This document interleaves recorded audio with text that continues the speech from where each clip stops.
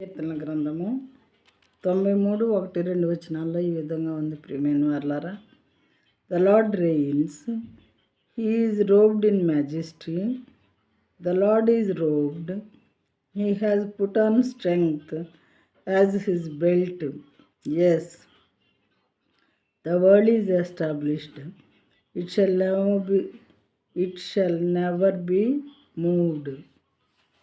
రెండవ verse, your throne is established from of old, you are from everlasting. తెలుగులో చదువుతాను. యెహోవా రాజ్యము చేయుచున్నాడు, ప్రభావమును ఆయన వస్త్రముగా ధరించి ఉన్నాడు. యెహోవా బలము ధరించి బలముతో నడుము కట్టుకొని ఉన్నాడు. కదలకుండునట్లు భూలోకము స్థిరపరచబడి ఉన్నది. పురాతన కాలం నుండి నీ సింహాసనము స్థిరమాయెను, సదాకాలము ఉన్నవాడవు నీవే.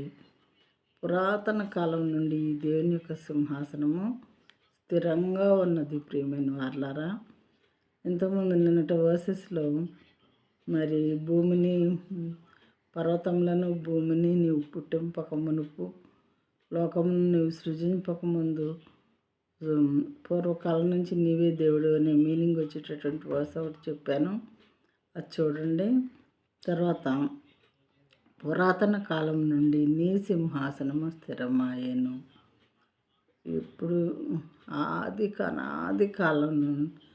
కాలం నుండి ఆయన సింహాసనము స్థిరంగా ఉన్నట్టు సింహాసనము, ఇప్పటి వరకు కూడా స్థిరంగా ఉన్నటువంటి సింహాసనము, సదాకాలము ఉన్నవాడవు నీవే.